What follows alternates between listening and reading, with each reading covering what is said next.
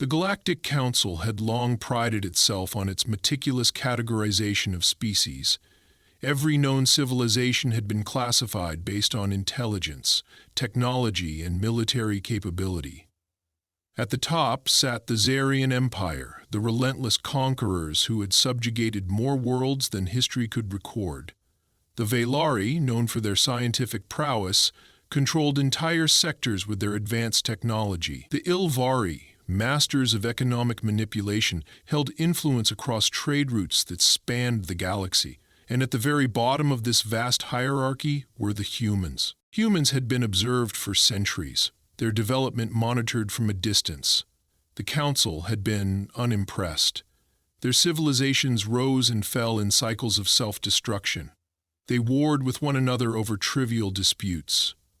Their technology, while inventive, lacked the refinement of the galactic superpowers. They still relied on chemical-based propulsion for space travel, still used projectile weapons instead of energy-based arms, and still built their cities on unstable planetary surfaces instead of orbital platforms or deep space colonies.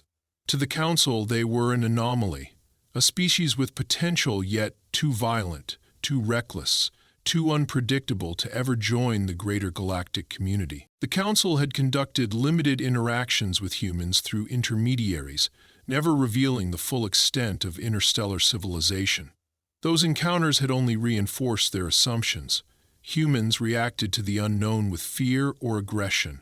They scrambled to understand technology far beyond their grasp, attempting to reverse-engineer devices without comprehending their inner workings. Their leaders bickered among themselves, unable to reach unity even within their own planet. When the Jarian Empire launched its next expansion campaign, the Council barely took notice of Earth.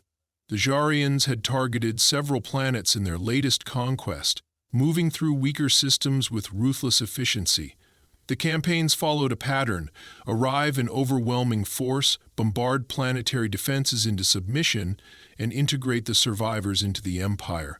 The Council had long since grown accustomed to this inevitability. Though they pretended to maintain neutrality, the truth was that the Zarians served a purpose. Their conquests kept the galaxy in balance, ensuring that no single civilization grew too powerful outside of the Council's control. Earth was not even considered a strategic location. It was an afterthought, a backwater world on the fringes of mapped space. The Zarians did not send diplomats, did not issue ultimatums, and did not expect resistance. Their fleet moved toward the planet with calculated precision, prepared for a swift, effortless victory. The conquest of Earth was supposed to be nothing more than a footnote in the grand history of the Empire's expansion. High Chancellor Varen of the Galactic Council received the report with barely a glance. It was a single transmission, detailing the beginning of the invasion. The Zarians had entered Earth's orbit, their warships positioned to strike. No significant planetary defenses had been detected. The fleet commander had already begun the assault. Everything was proceeding as expected. Varen nodded in approval and dismissed the report. There were far more important matters to attend to. The council chambers remained silent on the matter. No one questioned the attack. No one suggested intervention. The fate of humanity had been sealed before the first Jarian missile had even reached the planet's surface. The first explosion shook Washington, D.C. just as dawn broke over the horizon. A fiery column erupted into the sky where the Pentagon once stood, sending shockwaves that shattered glass miles away. Sirens wailed, but they were drowned out by the deep, resonant hum of Zarian warships hovering above the city. Hundreds of them dotted the sky, their sleek black hulls reflecting the flames below. General Ethan Carter sprinted through the underground corridors beneath the White House, his heart pounding as he reached the secured war room. His uniform was damp with sweat, his face set in grim determination.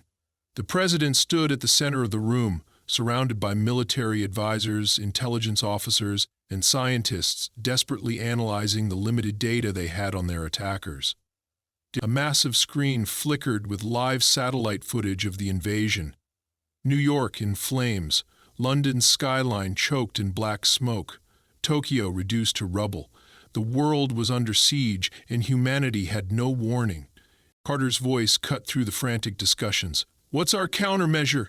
His eyes locked onto the Secretary of Defense, who looked pale and exhausted. The answer was grim. "We have no countermeasure. Every defense system, every missile silo, every satellite-based weapon had been neutralized before a single shot could be fired." The Jarian fleet had disabled communications between major military installations in the first seconds of the attack, isolating the world's governments from one another. Coordinated response was impossible. The Air Force had scrambled jets, but pilots reported their weapons having no effect. The few that managed to fire before being obliterated described Jarian ships moving in ways that defied physics. The invasion had begun with cold, calculated efficiency. The Zarians had landed ground forces in key locations across the planet: military bases, strategic cities, industrial centers. Their warriors, clad in dark metallic armor, stood twice the height of an average man, their elongated limbs carrying energy rifles capable of incinerating a tank with a single shot. They marched without hesitation, without fear, without mercy. Humanity was supposed to fall in a matter of hours. Yet, as the invasion unfolded, something unexpected happened. At Fort Bragg, one of the few military installations still operational, Colonel James Holloway led what remained of his forces in a desperate last stand. When the Zarians breached the perimeter, his soldiers fought with everything they had: rifles, grenades, even knives when the ammunition ran dry. Against all logic, some of the invaders fell. The Zarians, who had conquered countless worlds with ease, found themselves locked in brutal, close-quarters combat against an enemy that refused to break. Across the planet, civilians who had never seen war firsthand turned their cities into battlegrounds.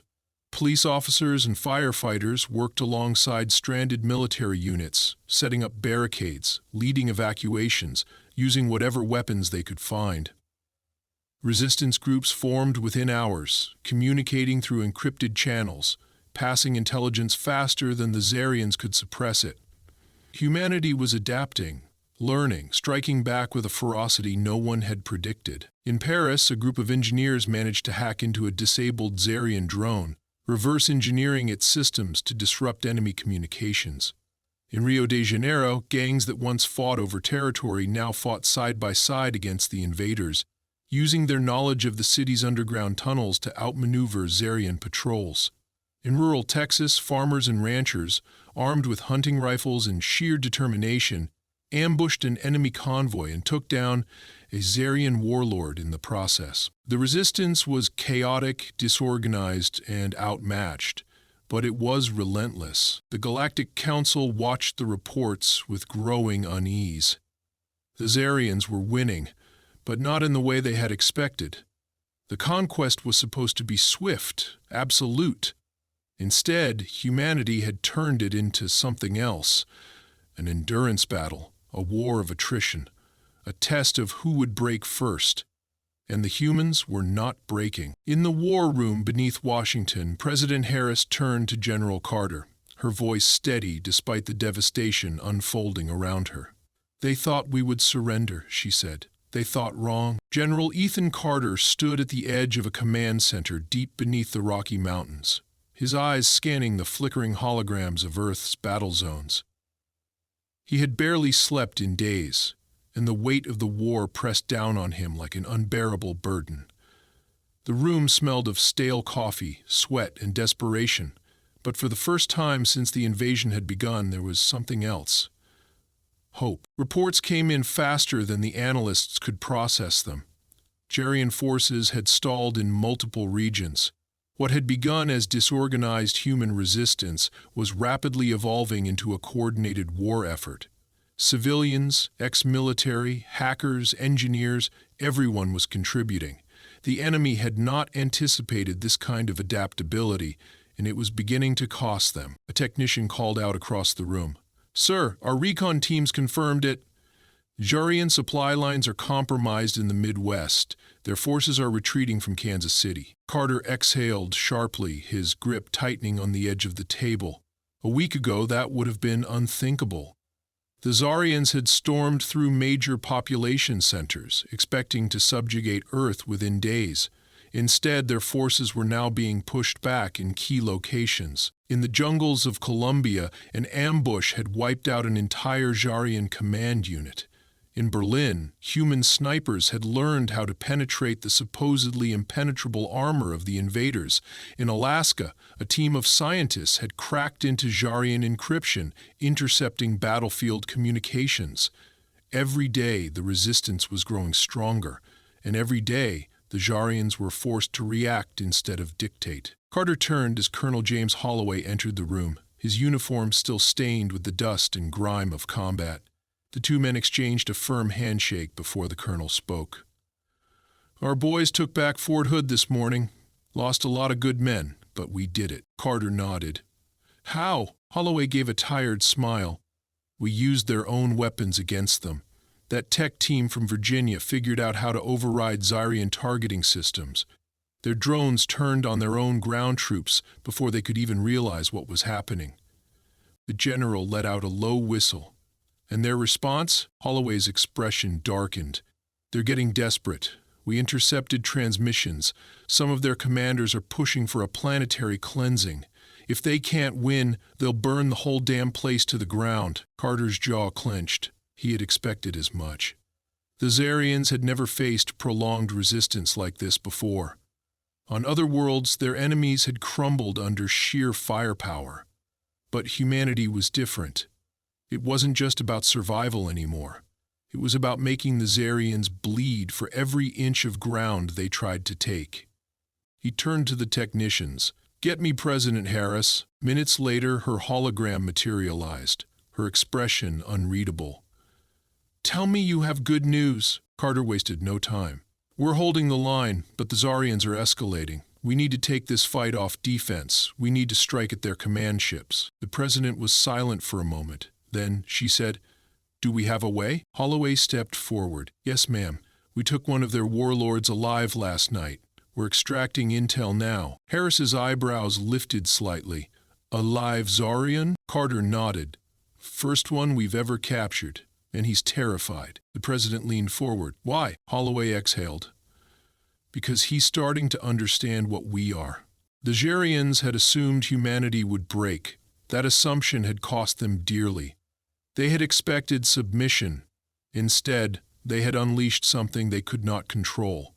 The war had shifted. Now, it was humanity's turn to strike back. The chamber was dimly lit, the only illumination coming from the single overhead lamp casting a pale glow over the metal table. General Ethan Carter stood with his arms crossed, watching the Zarian warlord chained to the chair. The alien's elongated reptilian face twitched as it glared at the humans in the room. His armor had been stripped away, revealing the deep gashes on his skin from the battle where he had been captured. He had spent hours in silence, refusing to answer any questions. But Carter could see the way his jaw tightened, the way his claws flexed against the restraints. He was afraid. The general took a step closer, his boots echoing against the floor. "You understand what's happening out there, don't you?" His voice was calm, measured. "Your forces are losing ground. Your commanders are in disarray. You thought this would be easy." He leaned in slightly. "It's not."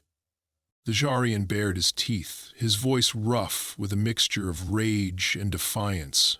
"Your kind fights without honor. You are animals, scavengers." His yellow eyes glowed in the dim light. "You kill from the shadows. You use deception. You strike where we cannot predict. You are not warriors." Carter chuckled, shaking his head. "No, we're not. We don't fight by your rules. We fight to win." He straightened, watching as the warlord's breathing grew heavier. "And that's why you're going to help us." The Zarian let out a guttural growl.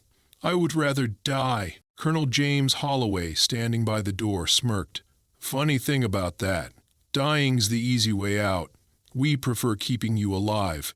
He held up a tablet, flipping the screen toward the prisoner. The alien's gaze flickered downward, and for the first time, his expression faltered. The screen displayed intercepted Zarian transmissions, communications between high-ranking officers, reports of entire battalions being wiped out, supply chains collapsing, command ships under attack. Carter took a slow step around the table. Your people are preparing to cut their losses. Some of your commanders want to glass the planet and move on. Others think retreat is the only option. But you and I both know what will happen if you fail. He paused, letting the silence stretch between them. Your empire does not tolerate failure. The warlord's breathing quickened. He knew Carter was right. The Zarian Empire had no mercy for those who lost in battle. If he returned in disgrace, he would be executed, his name erased from history. The fear in his eyes deepened, but still he said nothing. Holloway folded his arms. We don't need you to talk. We've already figured out how to turn your own technology against you. He let the words sink in before continuing. We took one of your scout ships last night. Our engineers are working on it as we speak. We'll be flying it soon. You know what that means? The warlord stiffened. Carter took over. It means we'll have a way off this planet, a way to get to your command fleet. His voice was quiet but filled with certainty. You think we're dangerous now? Wait until we take the fight to you. The warlord inhaled sharply, the weight of realization crashing down on him. Humans had never been a spacefaring military power. They had always fought their wars on the ground. But if they learned how to pilot Jerian ships, if they figured out how to use alien weaponry against the invaders, the war would no longer be about defending Earth. It would become an invasion of its own. Minutes passed in silence before the warlord finally spoke, his voice barely above a whisper. What do you want? Carter allowed himself a small smile. Everything. Hours later, the first hijacked Zarian ship lifted off from a hidden base in the Rockies. Piloted by a team of human engineers and special forces, it ascended past the stratosphere, moving undetected toward the enemy fleet. The retaliation had begun. The stolen Jarian vessel drifted silently through the void, its black hull blending into the endless darkness of space. Inside, Captain Michael Reynolds gripped the controls, his fingers tense over the unfamiliar interface. The stolen ship, barely larger than a human fighter jet, had been reprogrammed by Earth's engineers, but the technology was still beyond anything humanity had ever piloted. Every second of the mission felt like a delicate balancing act between discovery and disaster. His headset crackled. All systems are stable, Lieutenant Sarah Connors reported from the co-pilot seat. Her eyes remained locked on the scanner, tracking the massive enemy fleet ahead. We're approaching the outer perimeter. If their sensors pick us up, we won't even have time to blink before we're vaporized. Reynolds exhaled slowly, steadying his nerves. The enemy command fleet loomed in the distance, an array of massive warships orbiting Earth like a noose tightening around its prey. The largest of them, the Jarian dreadnought Kraz hull, was the heart of their invasion. It carried the Supreme Commander, the one who had orchestrated the destruction of Earth's cities and the slaughter of millions. If the humans could eliminate him, the entire war would change in an instant. He activated the ship's thrusters, maneuvering the vessel into position. The human strike team aboard the ship, only a handful of the best soldiers Earth had left, checked their weapons in silence. They knew the risks. If they failed, there would be no second chance. The moment of truth arrived as Reynolds guided the ship toward the dreadnought's docking bay. Connors initiated the stolen vessel's security codes extracted from the captured Jarian warlord. A tense few seconds passed before the docking bay doors yawned open, allowing them entry. The ship landed smoothly inside the massive hangar, surrounded by towering Jarian war machines. The soldiers moved with trained precision, slipping through the shadows, their silenced weapons at the ready. Reynolds led the way, his boots making no sound against the cold metal floor. He knew the path to the command center. Intelligence from their prisoner had been precise. Every corridor was guarded by towering Jarian warriors, but the humans had studied their weaknesses. Their rifles were designed for open combat, their armor built for direct confrontation. They had never trained for an enemy that struck from the darkness, that used stealth and misdirection. The first guards fell without raising an alarm. The team advanced deeper into the dreadnought, bypassing security protocols and jamming surveillance feeds. They were ghosts in an alien stronghold. Then, the alarm sounded. A door hissed open ahead of them, revealing a squad of Zarian enforcers. The moment of surprise was gone. Reynolds shouted, "Move!" As energy blasts erupted through the corridor, the humans scattered, taking cover behind bulkheads. The air was filled with searing heat as alien weapons tore through the walls. Connors ducked behind a console, her breath ragged. "We need to move faster," she yelled. Reynolds gritted his teeth. They had lost the element of surprise, but the mission wasn't over. He signaled the team to push forward. The humans fought with precision, using the confined corridors to their advantage. Grenades bounced off walls, forcing Zarian troops into kill zones. Bullets tore through armor at close range. The battle was brutal, but the humans had no intention of dying here. The team reached the entrance to the command center, its reinforced doors sealed shut. Connor sprinted to the terminal, hacking into the system. The screen flickered with alien script as she worked, bypassing layers of security. "Almost there," she muttered. A deep guttural voice echoed through the hallway. "You are already dead, humans." Reynolds turned to see the Supreme Commander himself standing at the far end of the corridor. His armor was heavier, his presence commanding. He held no weapon. He didn't need one. His species had ruled through strength alone, and to him, humans were insects to be crushed. "Your defiance is meaningless," the Supreme Commander continued, stepping forward. "Your planet will burn. Your kind will be erased." "You!" A gunshot rang out. The Supreme Commander staggered, a crimson wound opening in his chest. He looked down in disbelief. Connor stood with her rifle raised, her expression hard. "I've heard enough." The doors to the command center slid open, and Reynolds wasted no time. He and the remaining soldiers stormed inside, eliminating the last of the officers before taking control of the dreadnought's main systems. Connor's fingers flew over the controls, accessing the ship's weapons array. "We've got control," she announced. "What's the call?" Reynolds stared at the fleet outside. The Zarian Empire had underestimated humanity from the beginning. Now, that mistake would cost them everything. He issued the command. The Krashul's weapons roared to life, turning against its own fleet. Explosions lit up the void as ship after ship was obliterated, unable to react in time. The command network collapsed, and the remaining Zarian forces, leaderless and confused, panicked. Some tried to flee, others fought among themselves. On Earth, the invasion force, cut off from its command, fell into disarray. Resistance forces seized the opportunity, striking at the scattered remnants. Within hours, the great Zarian Empire's war machine was shattered. Reynolds watched the destruction unfold, his grip tightening on the controls. It's over. But he knew better. This wasn't just a victory. This was a beginning. Humanity had not only survived, it had proven itself. It had taken enemy ships, used enemy weapons, and turned an invasion into an extinction event for its aggressors. The Galactic Council, once dismissive, would now have to face a new reality. Earth was no longer the weak, primitive world they had ignored. Earth had become something else entirely, a force that could not be stopped.